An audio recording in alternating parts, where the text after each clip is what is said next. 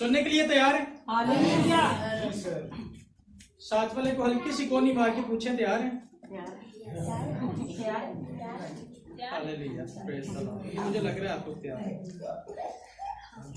खुदावंद यीशु मसीह के अजीम जलाली बबरकत कदूस फतेहमंद मुबारक नाम में आप सबों की सलामती है। वो नाम जो सब नामों से आला है, सब नामों से उत्तम है, सब नामों से अजीम है।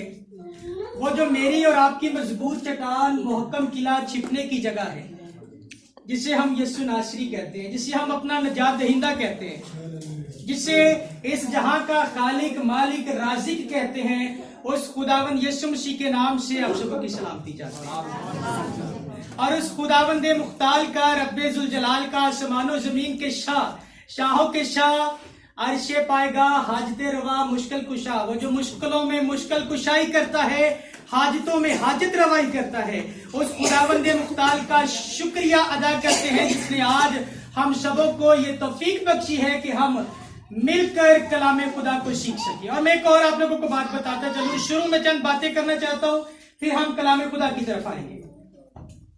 अगर आप समझें कि ये यहाँ पर बैठना आप लोगों की अपनी मर्जी से है, या फिर आप अपनी बड़ी एफर्ट करके यहाँ पे पहुंचे हैं और आज कलाम सुनने के लिए आए हैं, तो मैं कहूंगा कि ये बिल्कुल रॉन्ग है, गलत है। बाइबल के अंदर लिखा है, अगर बनाने वाला ही घर ना बनाए तो बनाने वाले की मेहनत वापस है। इसका मतलब ये हुआ कि मेरा खुदावन आप सबों को खींच कर यहाँ पर लाया है ताकि आप उसकी आवाज को सुन सके। कल रात को मेरा शर्मन था और उसने बड़ा खूबसूरत खुदावन ने कलाम दिया, टॉपिक दिया, जिस पर मैं बात कर रहा था, और वो था कि खुदावंद एक हद मुकर्रर करता है, एक वक्त मुकर्रर करता है, और उस मुकर्ररा वक्त में वो अपने लोगों से बात करता है। लेकिन अगर आप उसकी आवाज ध्यान से नहीं सुनेंगे और अपने दिलों को सख्त कर लेंगे, तो फिर वो जो आपसे बात करना चाहता है वो रंजीदा हो जाएगा और वो चला जाएगा, और फिर वो आपसे बात नहीं करेगा। कौन आप लोगों से बात करता है? खुदा। और उसने आप लोगों की रहनुमाई के लिए, आप लोगों को सिखाने के लिए इस दुनिया के अंदर अपने मददगार को भेजा, यानी कि रूहुल कुद्स। और अब रूहुल कुद्स हमारी गाइडेंस करता है, हमारी रहनुमाई करता है, और रूहुल कुद्स हमसे बात करता है। कौन बात करता है? इसलिए तो कलामे हक के अंदर लिखा है, बोलने वाले तुम नहीं बल्कि खुदा का रूह है जो तुम में बसा हुआ है। और जब खुदा का खादिम बोलता है तो फिर खुदाबंद उसके जरिया से बात करता है। मेरे अजीज बहनों भाइयों, आज एक मुख्तसर सा और एक बड़ा खूबसूरत सवाल मैं आप लोगों से पूछना चाहता हूं। हमारी जंग किसके साथ है? इब्लीस के साथ। हमारी जंग किसके साथ है? इब्लीस से लड़ने से पहले हमारी जंग किसके साथ होती है? इसकी फौजों के साथ। उसकी फौजों के साथ। और उसकी फौजों से लड़ने से पहले किसके साथ हमारी जंग होती है? अपने जिस्म के साथ।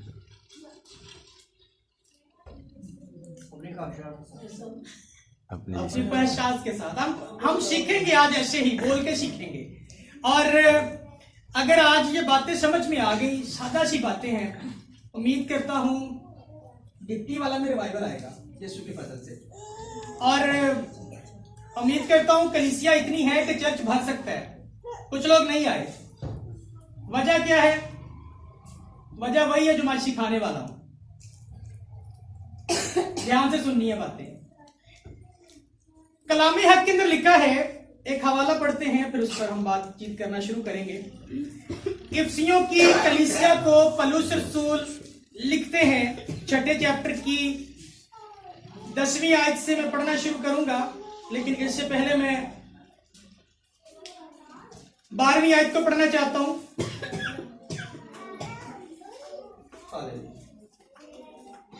हवाला निकाल सकते हैं? कौन कौन पढ़ सकता है? बाइबल किस किस के पास है?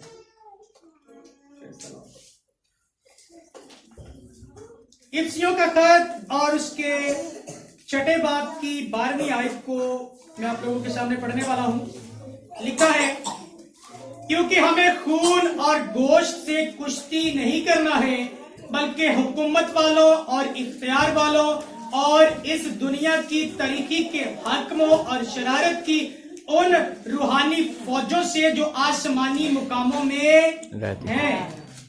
हमारी जंग किसके साथ है? हमने लड़ना किसके साथ है?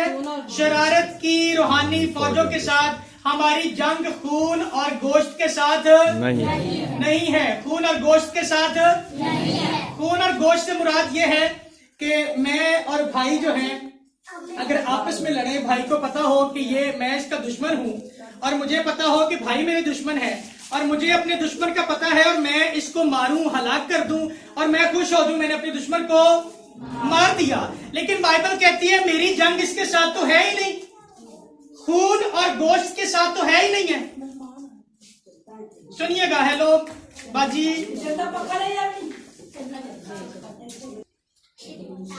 सबसे पहले तो वो जो सबको पता है अबलीस के साथ, लेकिन अबलीस से पहले एक ऐसी चीज है जिसके साथ हमारी जंग होती है, मैं उसके बारे में बताने वाला हूं।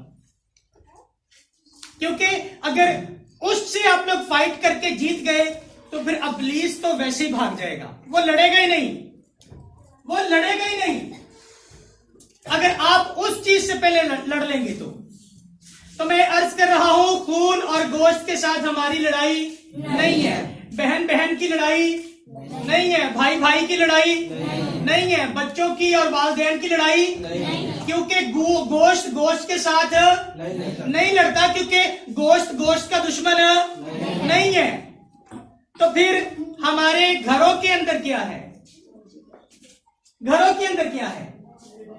आप लोगों ने नोट किया होगा, हम आपस में लड़ते हैं, लेकिन बाइबल कहती है गोश्त गोश्त की लड़ाई नहीं है। हमारी लड़ाई किसके साथ है? शरारत की उन रूहानी फौजों के साथ जो आसमानी मुकामों में रहती हैं। बागे अदन के अंदर जो मई हवा थी उसको अबलीस के साथ लड़ना था। उसकी लड़ाई बागे अदन के अंदर किसके साथ थी? अबलीस की प्लानिंग के साथ। किसके साथ? अबलीस की प्लानिंग के साथ। हम बाजुकात डायरेक्ट जो है अबलीस के साथ लड़ने के लिए मैदान में उतर आते हैं, लेकिन बाइबल बताती है अबलीस के साथ हमारी लड़ाई बहुत बाद में शुरू होती है, पहले उसकी प्लानिंग के साथ, उसके मंसूबों के साथ। बागेदन के साथ मई हवा जो है उसको लड़ना था अबलीस की प्लानिंग के साथ। अबलीस की बातों को समझना था कि ये जो मेरे साथ आके कर रहा है, क्या ये बातें अज़रूह बाइबल हैं जो मेरे खुदावन ने, मेरे अब्बा ने, जिसने मुझे आदम के साथ जोड़ा, क्या ये बातें वाकई ही ऐसे हैं? क्या उसने मुझे कहा कि ऐसा अगर कोई आके कहेगा तो मान लेना? तो वहां पर अबलीस से जंग हार गई हवा भी और आदम भी। किस वजह से? कि उसकी प्लानिंग के साथ नहीं लड़ पाए। आप पैदाइश की किताब निकालेंगे ना, पहले चैप्टर्स के अंदर ये आपको स्टोरी मिल जाएगी। यहाँ पर अबलीस जो है वो हवा के पास आया, हवा को आके कहते हैं ये दरख्त जिससे तुझे मना किया है, ये फल जिससे अबलीस ने तुझे मना किया है, खुदा ने तुझे मना किया है, ये खाने से मना किया, लेकिन ये जब तू खाएगी तुम्हारी आंखें खुल जाएंगी, तुम्हारी आंखें खुल जाएंगी और तुम तो खुदा की मानिंद हो जाओगे। तो लिखा है कि हवा ने उस फल की तरफ देखा और लिखा है कि उसने देखने के बाद कहा कि देखने में तो अच्छा लगता है, देखने में खुशनुमा है और खाने में भी टेस्टी होगा। तो उसने फल को लिया और खाया। ध्यान के साथ सुनते रहें, शुरू में समझ नहीं आएगी, आगे जाके समझ आ जाएगी बातों की। उसने लिया और खा लिया। तो यहां पर अबलीस के साथ कोई लड़ाई तो नहीं हुई उसकी।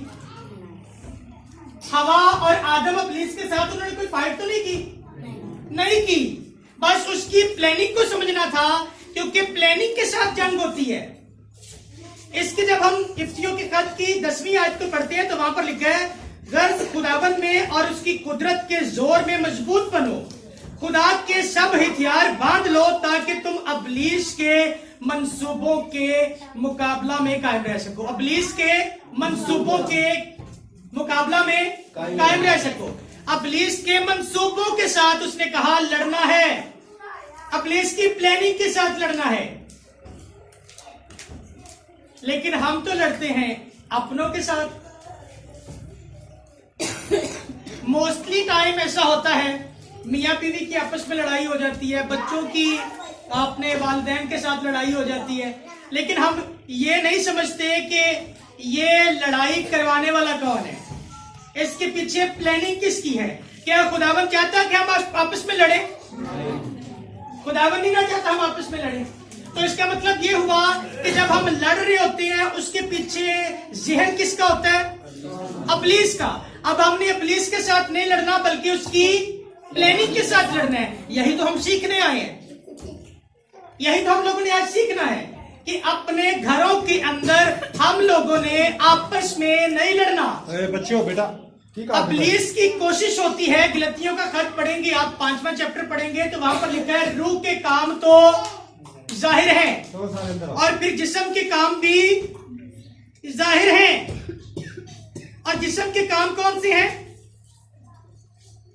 जिस्म के काम कौन से हैं? 19वीं आयत के अंदर लिखा है अब जिस्म के काम तो जाहिर हैं, यानी हरामकारी, नापाकी, शहवत परस्ती, बुत परस्ती, जादूगरी, अदावतें, झगड़ा, हसद, गुस्सा, तफरके, जुदाइयां, बिदतें, बुग़्ज़, नशाबाजी, नाच रंग और इनकी मानिद, इनकी बाबत तुम्हें पहले से कह देता हूं, जैसा कि पहले बता चुका हूं कि ऐसे काम करने वाले खुदा की बादशाही के वारिस ना होंगे।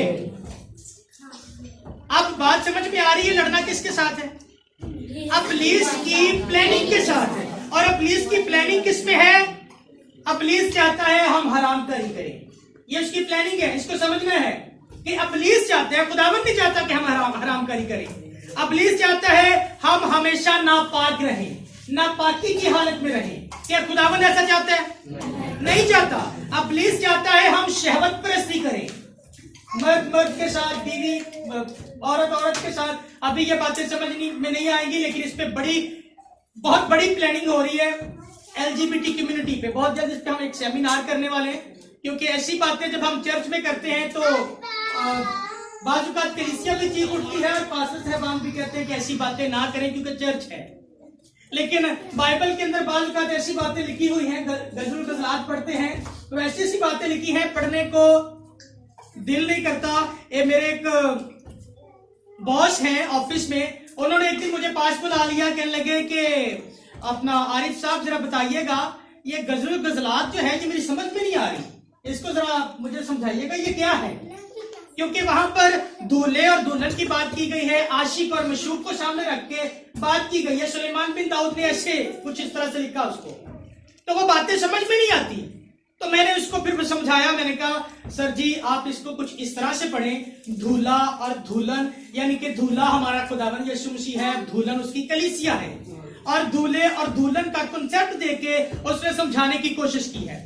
और जब ऐसी बातें बाइबल के अंदर इस तरीके से सिखाने के लिए लिखी जा सकती हैं, तो क्या हम अपनी कलीसिया को, अपने लोगों को ना सिखाएं कि क्या हो रहा है दुनिया के अंदर और हमें किससे लड़ना है? सिखानी चाहिए ना। तो बहुत जल्द एक सेमिनार इस पे कर रहे हैं वैसे LGBT कम्युनिटी पे कि ये क्या है, ये कैसे काम कर रही है, हमारी माओ बहनों बेटियों को, हमारे नौजवानों को कैसे बर्बाद कर रही है। लेकिन अभी के लिए मैं चाहूंगा कि आज जो मैं सिखा के जाने वाला हूं इसका आप लोगों ने खास अपनी जिंदगी के अंदर इसका असर कबूल करना है कि हमारी जंग किसके साथ है? इब्लीस की प्लानिंग के साथ है। और इब्लीस की प्लानिंग है हम हरामकारी करें, इब्लीस की प्लानिंग, उसका मंसूबा है हम नापाकी करें, उसका मंसूबा है हम शहवत परस्ती करें, उसका मंसूबा है हम बुत परस्ती करें, जादूगरी करें। अच्छा, इस पे थोड़ा बोलना चाहता हूं। बाइबल के अंदर एक हवाला है, गैर मबूदों के पास जाने वाले का काम बढ़ जाए।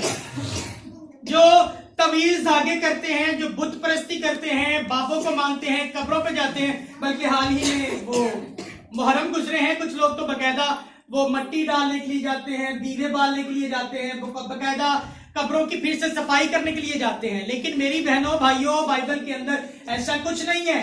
ये बुत परस्ती के जिम्रे में आता है, ये बुत परस्ती है। बाइबल के अंदर इसे बुत परस्ती कहते हैं। इसीलिए तो जब आप ऐसी जगहों पे जाते हैं तो वहां से आप बहुत सी ऐसी तस्वीरें, बहुत सी ऐसी बदरूहें अपने साथ लेके अपने घर आ जाते हैं। वो पीछा करती हैं, लड़ाई झगड़े की सूरत में, गुस्से की सूरत में, गाली गलौज की सूरत में, जो हम जाने अनजाने में करते हैं। गाली गलौज करते हैं ना, लेकिन बाइबल के अंदर लिखा है कि अगर कोई तुझे गाली दे तो उसके लिए बरकत चाहो। गाली दे तो बरकत चाहो, उसे कहो खुदावन तुझे बरकत दे, और खुदावन तुझे तौफीक दे समझने की कि तू क्या कर रहा है, क्या कर रही है। घरों के अंदर गाली गलौज करवाना ये इब्लीस की प्लानिंग का हिस्सा है, उसकी प्लानिंग का हिस्सा है। आपको कब्रों और बुत परस्ती करवाना ये इब्लीस की प्लानिंग का हिस्सा है। नौजवानों को मोड़ों पे खड़ा कर देना ये इब्लीस की प्लानिंग का हिस्सा है। पिछले संडे में एक चर्च के अंदर था, वहां पे भी मेरा ये सवाल था कि नौजवानों को मोड़ों पे खड़ा कौन करता है? इब्लीस।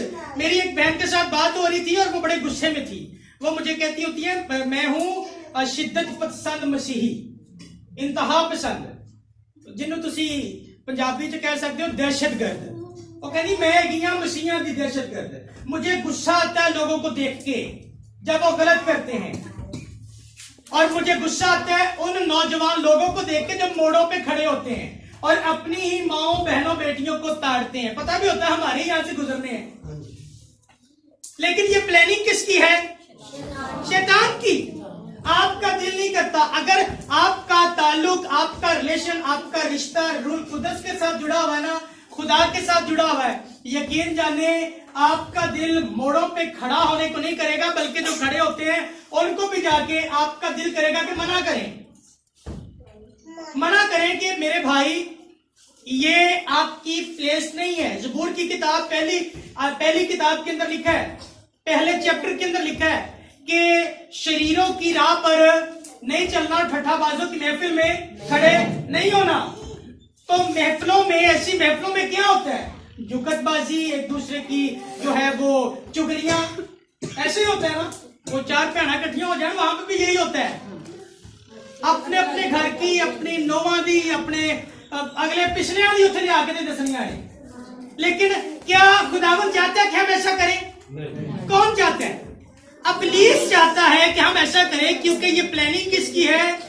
इब्लीस की। और बाइबल कहती है हमने लड़ना किसके साथ है? इब्लीस के मंसूबों के साथ, उसकी प्लानिंग के साथ। और यही आज आप लोगों के पास में लेके आया हूं। जाति जूलियत के बारे में सारे जानते हैं कि जाति जूलियत को एक शख्स था जिसने हलाक कर दिया। क्या नाम था उसका? बुजुर्ग दाऊद ने जाति जूलियत को हलाक कर दिया। लेकिन जाति जूलियत को हलाक करने से पहले आप लोगों ने एक चीज नोट नहीं की होगी, उससे पहले जाति जूलियत और दाऊद का, बुजुर्ग दाऊद का आपस में एक मुकाबला हुआ, और वो था ज़ुबानी कलामी मुकाबला। ज़बानी कलामी मुकाबला। कैसे मुकाबला किया पहले जाति जूलियत और बुजुर्ग दाऊद ने?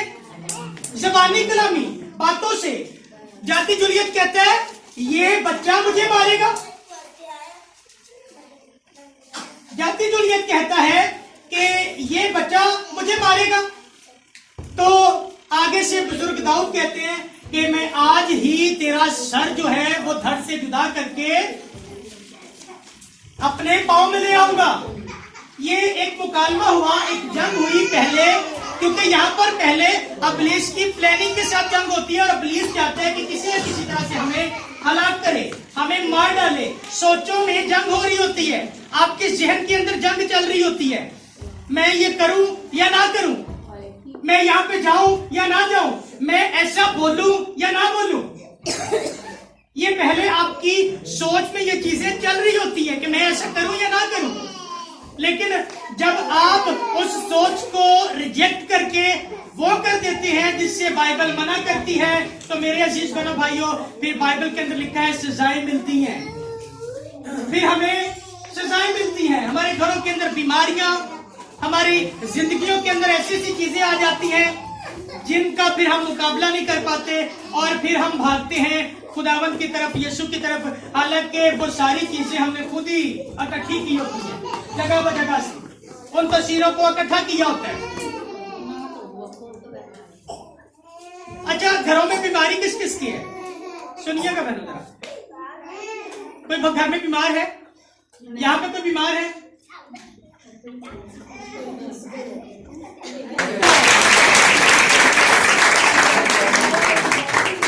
डिमोनिक स्पिरिट में, यानी कि ये जो बदरूहें होती हैं, इनमें कोई कह दो, किसी को घरों में भी प्रॉब्लम हो।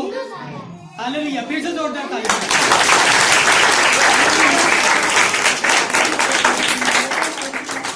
ऐसी बहनें, ऐसे नौजवान जो गाली गलौज करते हो, और में जाओ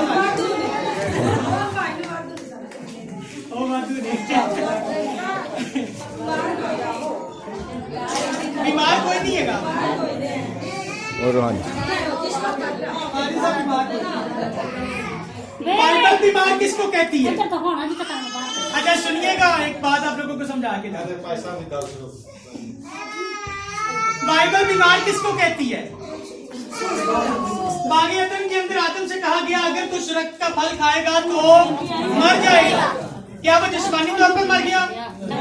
कैसे मरा? रूहानी तौर पर।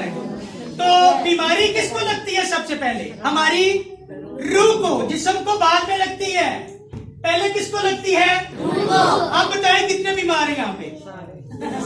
सारे बजाओ ताली।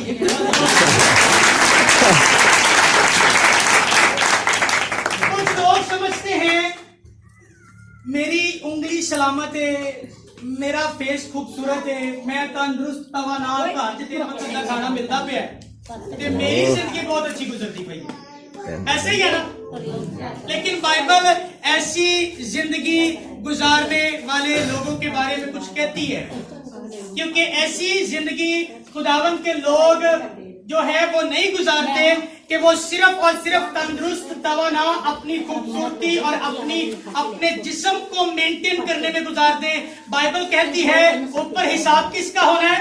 रूह का, अंदर जो है आपके, उसका हिसाब होना है।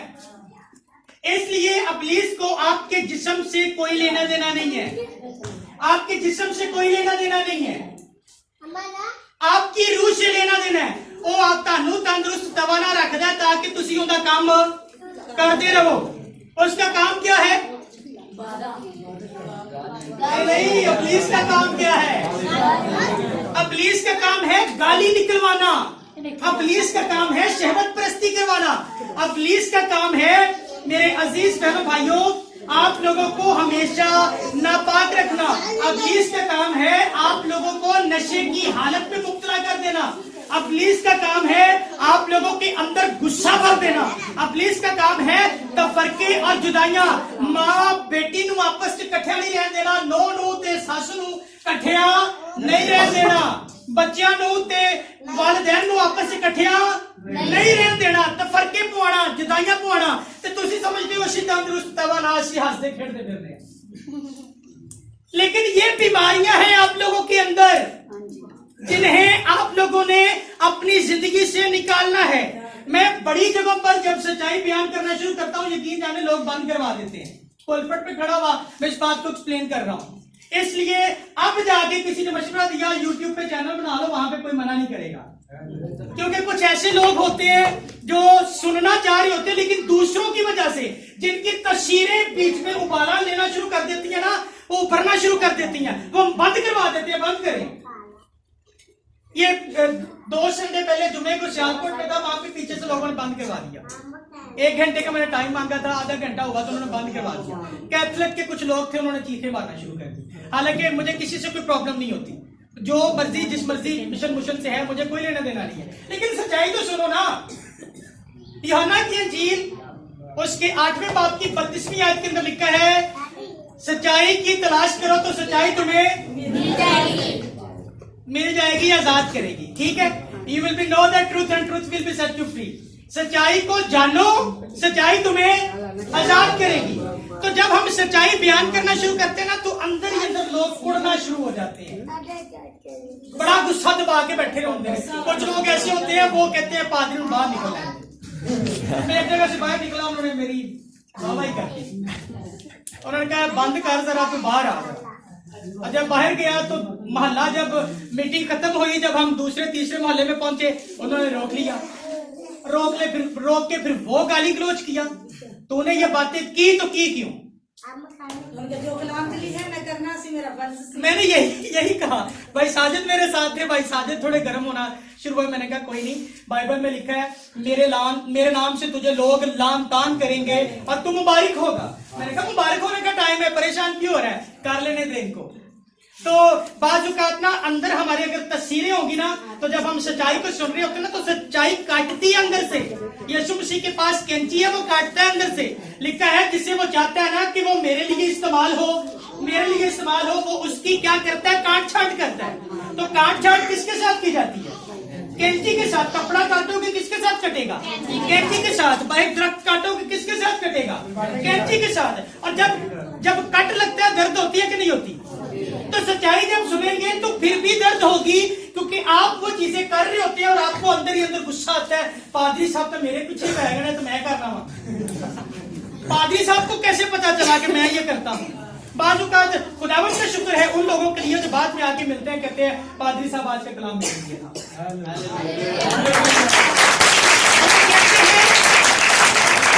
और वो कहते हैं कि पादरी साहब आज का कलाम मेरे लिए था। मुझे नहीं पता इतना पोशीदा गुनाह जो मैं करता रहा हूं आपको कैसे पता चला। और मैं शुरू में बोल चुका हूं, बोलने वाले तुम नहीं बल्कि खुदावंद का रूह है जो तुम में से होकर बोलता है। और जब रूह बोलता है तो मेरे अजीज बहनों भाइयों, मुझे नहीं पता भाई क्या करते हैं, बहन क्या करती हैं, मुझे ये पता है रूह को सारी चीजों का इल्म है, वो सारी चीजों को जानता है और वो अवेल करता है, मुझे बताता है ये चीजें बोलता जा, और लोगों को लगती है यहाँ पे जाके। और जो तो खुदावंद के कलाम को कबूल कर लेते हैं, दिल को सख्त नहीं करते, यकीन जाने वो बैठे बैठे ही आजाद हो जाते।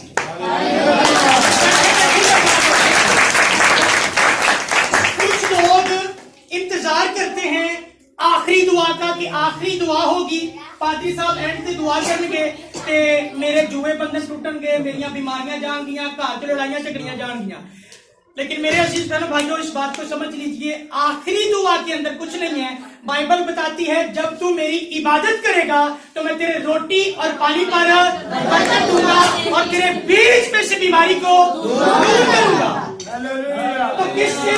इबादत करने से। और इबादत जो है ना, पहली दुआ से लेके आखिरी दुआ और फिर कलमा से बरकत तक होती है। आपके जुए बंधन पहली दुआ से लेके आखिरी दुआ तक टूट रहे होते हैं। आखिरी दुआ का इंतजार न करिया करो कि पादरी साहब दूरों आए ने थे, बहुत बरकत है जड़ा ना दुआ करने के साढ़े जुए बंधन टूटेंगे। मेरे अजीज बहनों भाइयों, मेरे पास इससे ज्यादा पावर नहीं है। बाइबल में लिखा है वो अपने कलाम को नाजिल फरमाकर शिफा देता है, वो अपने कलाम को नाजिल फरमाकर खुश्क हड्डियों को शेर और अशुदा करता है।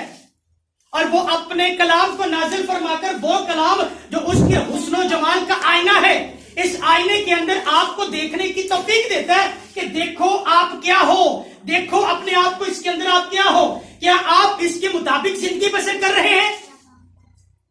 खुदावंद आपको मौका देता है। और अगर आपको लगे कि हाँ ये बाइबल जिसको सामने रखते हुए मेरा हिसाब किताब होने वाला है, आसमान पर जाके किताबें खोली जाएंगी और जब मेरी किताब खुलेगी तो मैं वहां पर नजर आऊंगा, मेरे गुनाह बोले जाएंगे, तू तो गाली देता था, तू जो जना करता था, तू तो नशा करता था, तू तो गुस्सा करता था और गुस्से में तू गुनाह करता था, तू तो तफरके और जुदाइयां लोगों को तोड़ता था, घरों को बर्बाद करता था, करती थी। तो जा फिर उस आग में जो तेरे लिए तैयार की गई है और जहां पर एक ऐसा कीड़ा है जो कभी नहीं मरता। मुकाशफा की किताब के अंदर लिखा वहां पर ऐसा कीड़ा है, ऐसे कीड़े हैं जो कभी नहीं मरते, वो खाएंगे आपको। तो उस अजाब से बचने के लिए मेरे अजीज बहनों भाइयों यहीं पे तैयारी करनी होगी हमें। कुछ बहन भाई ना मैट्रिक की इम्तिहान देने के बाद कहते हैं पादरी साहब कल जड़ा ना रिजल्ट आना है तो प्लीज दुआ करो मेरा रिजल्ट अच्छा आवे तो मैं पास हो जाऊंगा। क्या मेरे दुआ करने से वो पास हो जाएगा? नहीं होगा। अगर उसने सही पेपर दिए हैं, उस पेपर के एवज ही उसके नंबर लगे हैं और उन्हीं नंबरों पर उसको रिजल्ट अनाउंस होगा। और मैं साफ कहता हूं भाई, मैं दुआ नहीं कर सकता। जब आप पेपर देने जा रहे थे तब आप मुझसे दुआ करवाते, खुदावन आपको अकल हिकमत दानाई देता, आप अच्छे तरीके से प्रेयर करते, वहां पे जो है वो एग्जाम देते। और आप जब स्टडी कर रहे थे तब आप हर रोज चाहे मुझसे दुआ करवाते, ताकि आप जो पढ़ते हैं, जो सीखते हैं, वो आपके जहन के अंदर नक्श हो और आप अच्छे तरीके से एग्जाम दें। मुझे पता है बैठना थोड़ा मुश्किल हो रहा है आप लोगों के लिए, गर्मी है। बड़ा सुकून है, गर्मी नहीं रहा। प्रेज द लॉर्ड, हालेलुया, जोरदार ताली बजाएं।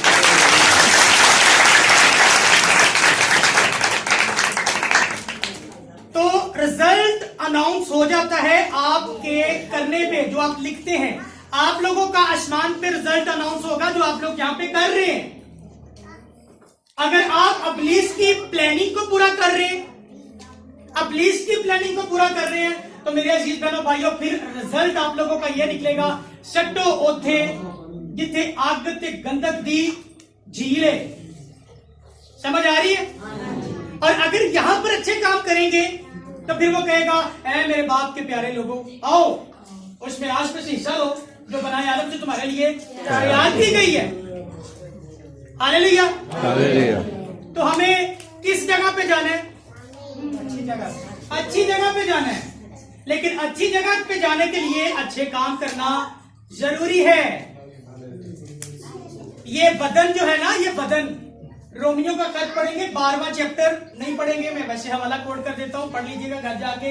रोमियो का जब हम चैप्टर पढ़ते हैं, 12वें चैप्टर में लिखा है पहली आयत के अंदर, अपने बदन ऐसी कुर्बानी होने के लिए पेश करो जो खुदावंद के हजूर में पसंदीदा और मकबूल। ये बदन किसका है? यीशु का। और ये किसके लिए इस्तेमाल होना चाहिए? यीशु के लिए होना चाहिए। ये हमारी प्रॉपर्टी नहीं है, ये हमारी खेती नहीं है, ये यीशु की है। और उसने ये दिया है ताकि हम इन बदरों से उसका जलाल जाहिर करें। क्योंकि बागी अदन से लेके अब तक जो है मेरे अजीज बहनों भाइयों, उसने इसी बदन के जरिए से काम करवाया है, जिंदगियां तब्दील हुई हैं। और आपके बदनों को खुदावन अपनी हैकल कहता है। क्या कहता है? हैकल कहता है। वो कहते तुम्हारे बदन जो है वो मसीह की हैकल है, उसका मकदस है। तो इस मकदस को अगर पामाल करेंगे तो फिर यीशु तो फिर कोड़ा पकड़ेगा। यीशु तो फिर कोड़ा पकड़ेगा। नहीं, मैंने खुद बंद करवाया था। नहीं, बड़ा पसीना आ रहा है, कोई अच्छा, मैं बात कर रहा था कि हमारे बदन खुदावन का, यीशु का मकदस है। और अगर मकदस को पामाल करेंगे तो फिर यीशु तो कोड़ा उठाएगा। हैकल के अंदर जब वो गया तो वहां पर लिखा है कि लोगों ने बाजार बनाया हुआ था, मंडी बनाई हुई थी। तो यीशु ने क्या किया? यीशु ने कोड़ा उठाया और फिर सबको मारना शुरू किया, भगाना शुरू किया। और अगर आपने अपने मकदस, अपनी हैकल के अंदर भी कुछ ऐसा ही है जो गलतियों 5वें बाब की 19वीं आयत के अंदर लिखा है, जिस्म के काम, यानी कि वही मंडी लाई हुई है जिस्मां के अंदर, तो फिर यीशु फड़दा है कोड़ा। तो जो कोड़ा फड़दा है तो फिर बहुत बुरा होता है। बाद में बिस्तरे मर्ग पर पड़े हुए कहते हैं यीशु बस एक बार बचा ले। कहते हैं कि नहीं कहते? अब से ये काम नहीं करूंगा, अब से ये काम नहीं करूंगा, अब से तवीज धागा छोड़ दूंगी, अब से बुत परस्ती छोड़ दूंगा, अब से गाली गलौज छोड़ दूंगा, अब से जनाकारी छोड़ दूंगा, अब से मोड़ों पे खड़ा होना छोड़ दूंगा, अब से जनाकारी छोड़ दूंगा, अब से घरों को तोड़ना छोड़ दूंगा। और भाई ऐसी कंडीशन में जाने के बाद, ऐसी हालत में मुब्तला होने के बाद जो ये कहना है, तो पहले ही अगर हम ऐसी चीजों को अपने अंदर से निकाल लें तो वो ज्यादा बेहतर नहीं है कि यहां तक नौबत ना पहुंचे। तो हम क्या सीख रहे हैं आज? हमारी जंग किसके साथ है? इब्लीस की प्लानिंग के साथ। इब्लीस के साथ तो बहुत बात भी होती है। इब्लीस को कोई मार सकता है? अच्छा, ये भी आज बल्कि देख ले, सुनिए इसको भी, बड़े लोगों की गलत फहमी है, मैं इब्लीस को मार देता। इब्लीस को कोई मार सकता है? और बड़े मीटिंग प्रेसिडेंट भी कहते हैं अब वो क्या करो, ताली बजाओ, इब्लीस के मुंह पे चांटे बजते हैं। इब्लीस का मुंह है नहीं है, जिस्म खून है ही नहीं उसका, तो चंडा किथे मारोगे? रूह है वो, और रूह की प्लानिंग को समझना है, उसके साथ हमारी लड़ाई है। इब्लीस को हम मार नहीं सकते। गरासीनियों के इलाके में से एक दफा यीशु मसीह गुजर रहे थे, वहां पर एक शख्स के अंदर बदरूहें थी, और वो बदरूहों से भरा हुआ शख्स यीशु के सामने आया और सामने आके कहते हैं तू वक्त से पहले हमें हलाक करने के लिए आ गया, वक्त से पहले हमें हलाक करने के लिए आ गया। तो यीशु ने क्या कहा? यीशु ने कहा चलो फिर सूरा दे, गॉल च क्या उसको उनको मारा नहीं मारा। उनका एक वक्त मुकर्रर है और उनका फैसला तो हो चुका है कि वो आग और गंधक की झील में जाएंगे। उनका कोई इंसाफ नहीं होना, ना अबलीस के मोकलों का, ना उसकी तस्वीरों का, उनका कोई हिसाब किताब नहीं होना। उन्होंने डायरेक्ट उत्थे जाना है जिथे आग ते गंधक दी झील है, जिन्हों असीं दोज़ख जहन्नम कहने आ। बस उन्होंने की कोशिश है असी तो जाना ही जाना, इन्होंने भी नाल लेके जाइए, इनको भी अपने साथ लेके जाएं। और साथ लेके जाने के लिए वो इस्तेमाल क्या करता है? आपकी जुबान को। किसको इस्तेमाल करता है? जुबान को। गालियां कड्डी जान ते बाइबल च लिखा है जेड़ा गालियां कड्डेगा, जेड़ा अपने अंदर नूं नापाक करेगा, वो आसमान दी बादशाही च दाखिल नहीं होएगा। तो इस्तेमाल किनू करता है? तुहाडे कन्नां नूं। अगर हम मौसीकी सुनते हैं, अगर हम फिल्में देखते रहते हैं, तो हम अपने अंदर को नापाक कर रहे हैं। क्या फिल्में देखने से अंदर से पाक होते हैं? आप नापाक होते हैं।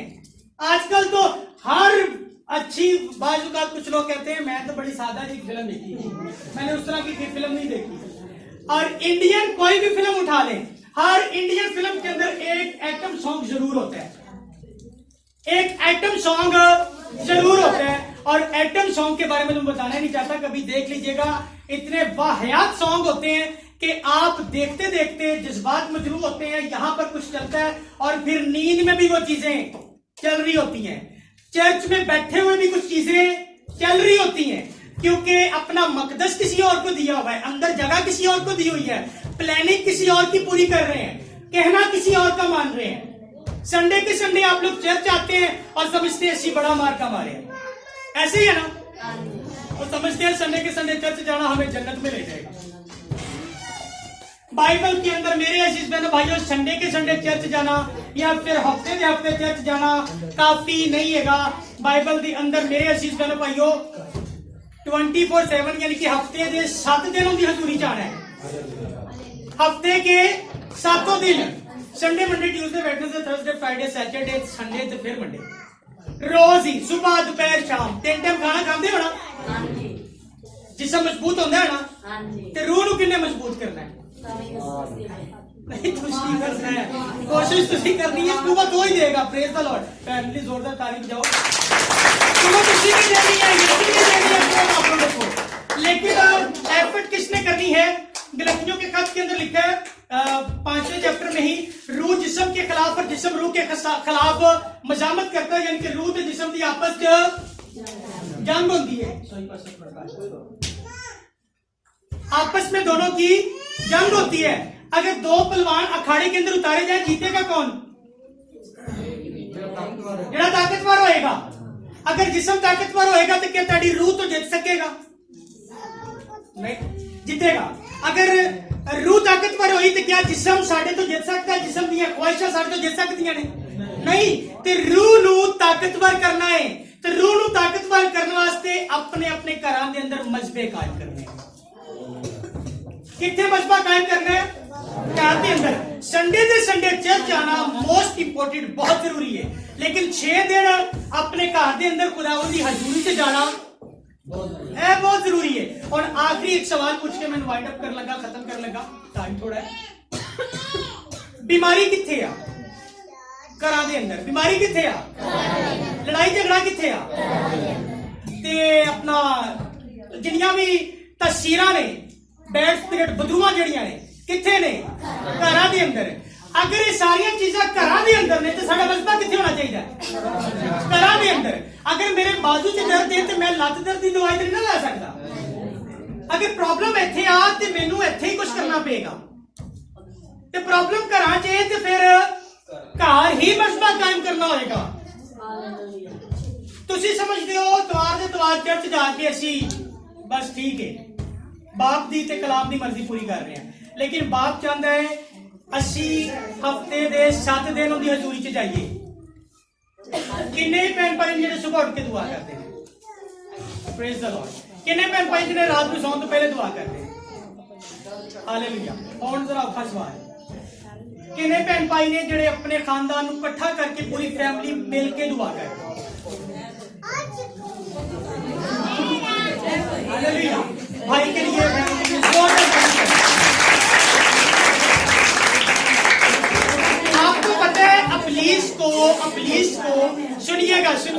सुनिएगा, अकलीस को कल्ले कल्ले तो उन्हीं प्रॉब्लम नहीं होगी, बल्कि कल्ला कल्ला तो करना चाहता सब। आदम और हवा इकट्ठे रहते तो कभी भी हवा गुमराह ना होती, लेकिन जैसे वो जुदा हुई, गुमराह हो गई, और फिर उसने जाके आदम को भी गुमराह किया और उन्होंने नतीजा सी हाल तक उतरे। बाइबल के अंदर लिखा है जहां 2 या 3 मेरे नाम से जमा होंगे। बाइबल के अंदर लिखा है सलाहकारों की कसरत में सलामती है, बरकत है। बाइबल के अंदर लिखा है जमा होने से बाज ना हो। अच्छा, बाइबल जमा होने पे जोर देती है, बाइबल इकट्ठा होने पे जोर देती है। बाइबल कहती है कि मिलके दुआ करो, जोर देती है ना। फिर तुसी किवें घर दे ना सौन लगे कल्ले कल्ले बैठ के दुआ करते हो ते कहंदे हो घर के अंदर प्रॉब्लम हल हो जाएगी। भाई घर के अंदर से अगर अकलीस की तफसीरों को निकालना है, अगर मसले हल होते हुए देखना चाहते हैं, तो पूरी फैमिली को डेली खुदावंद की हुजूरी में आना होगा। ये है बेसिकली चर्च, ये है अकलीसिया लफ्ज जो बाइबल के अंदर इस्तेमाल हुआ है। अकलीसिया जो है ना, अकलीसिया चर्च, अब जरा सुन लीजिए, चर्च का मतलब चर्च बिल्डिंग नहीं है। ये तो आप लोगों की जो है वो मजीद रहनुमाई के लिए, आप लोगों को निखारने संवारने के लिए चर्च बिल्डिंग्स बनाई जाती हैं ताकि आप लोगों की तरबियत हो सके। लेकिन असल में बाइबल के अंदर जो चर्च है ना, बाइबल के अंदर जो चर्च है, बाइबल के अंदर जहां 2 या 3 जमा होते हैं उसे चर्च कहते हैं। उसे चर्च कहते हैं। और अगर उसे चर्च कहते हैं तो फिर क्यों ना हम हर रोज अपने घर के अंदर चर्च लगाएं? बेहतर नहीं है? बातें समझ में आ रही है? मुश्किल तो नहीं है? अच्छा, अब मैं इसको करने लगा हूं खत्म, और इस सवाल के साथ खत्म करने लगा हूं कि कितने बहन भाई हैं जो घर के अंदर मसला कायम करेंगे अब से? हालेलुया। अच्छा, अगली बात सुन लीजिए, ये काम इतना आसान नहीं होगा। मुझे लगता है क्या, बल्कि सारे पादरी पहले विजिट करते हैं चर्च लाने के लिए लोगों को। डेफिनेटली यहाँ पर भी होता है, रात को भी होता होगा, हो सकता है पादरी को जल्दी आ जाए तो सुबह भी करते होंगे, ठीक है। लेकिन अगर आप अपने घरों के अंदर मसबे कायम कर लें, ये बड़ी राज की बात बताने लगा हूं जो मैंने अपनी जिंदगी के अंदर इसको बनाया है, और यकीन जाने जब आप अपने घरों के अंदर मसबे कायम कर लेंगे ना, पादरी साहब को संडे का विजिट करने की जरूरत नहीं पड़ेगी। आप लोगों के अंदर जो चीज आ जाएगी ना, पाकरू, बाइबल बताती है पाकरू बैठने नहीं देता, आप लोगों को बैठने नहीं देगा घर के अंदर। आप अपने घर में संडे की इबादत का जो टाइम है ना, उससे 1 घंटा पहले एक दूसरे को कहना शुरू कर देंगे, वीर छेती कर, पैन छेती कर, अब मुझे जल्दी करो, मैं चले आ दे। होना कैसे है घर के अंदर मसबा कायम करने से। और फिर आप खुद मोहल्ले में दूसरों को विजिट करते फिरेंगे कि आओ यार चर्च चलिए, रास्ते से कोई खड़ा होगा उन्हें भी कहोगे आओ यार चर्च चलिए। और अगली दफा खुदावंद के फजल से जब मैं आऊंगा, अगर आप लोग अपने घरों में मसबे कायम करने में कामयाब हो गए, यकीन जाने अगली दफा बाहर लोग खड़े होंगे, मैं ईमान के साथ कहता हूं।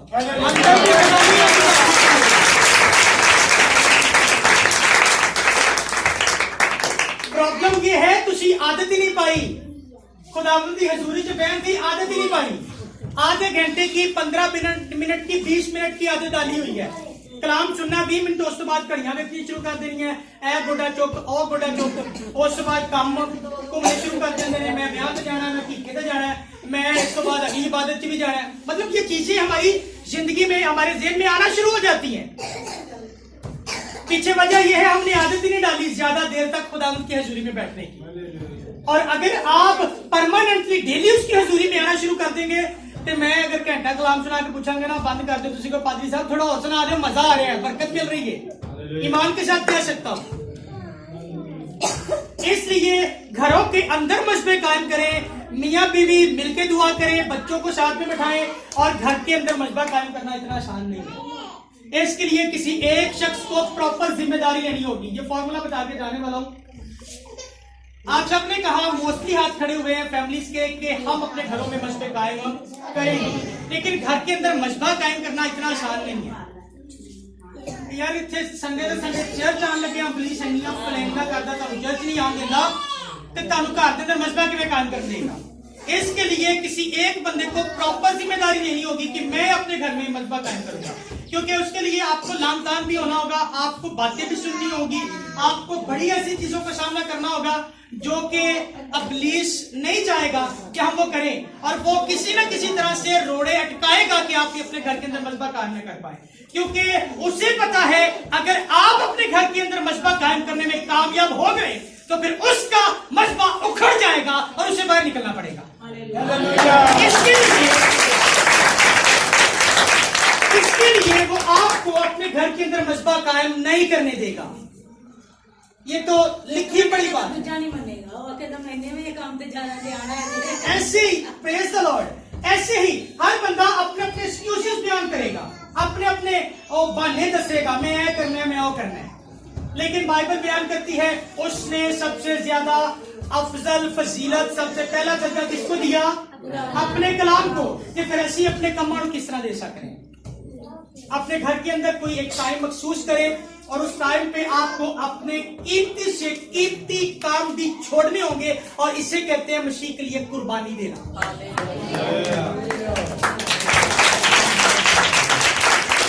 नए अहदनामा के अंदर बछड़े बच्चे कुर्बानियां नहीं है दिया, बदना दी कुर्बानी ते अपनी कीमती तो कीमती चीज दी कुर्बानी, टाइम दी कुर्बानी दियो तो खुदा उनको बरकत दे।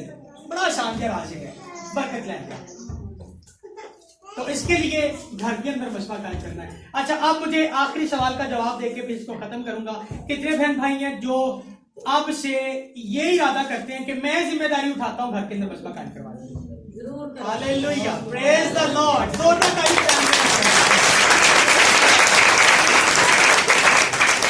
और ये सिर्फ हाथ उठाने तक नहीं रहना चाहिए। मैं फिर बता चुका हूं, इसके लिए बहुत सी प्रॉब्लम को फेस करने वाला है। पादी साहब गाइडेंस करते रहना, क्योंकि कराची मसले कायम करवाना औखा काम नहीं, सौखा नहीं है। इसलिए घरों के अंदर मसले कायम करने के लिए आपको काफी प्रॉब्लम्स फेस करनी पड़ेंगी, लेकिन करनी है। उसके लिए जिसने जिम्मेदारी ली है उसको अपनी जुबान को भी काबू में रखना होगा, अपनी आंखों को काबू में रखना होगा, सोचों को, कानों को, अपने पाँव को गलत रास्तों पे जाने से रोकना होगा, अपनी पूरी बॉडी को अपने कंट्रोल में रखना होगा। खुद को कंट्रोल करेंगे तो घर वालों को कंट्रोल कर लेंगे। ठीक हो गया? तो खुदावंद पाक की कलाम के वसीला से आप सबों को बहुत बरकत दे। God bless all of you. कलाम खुदा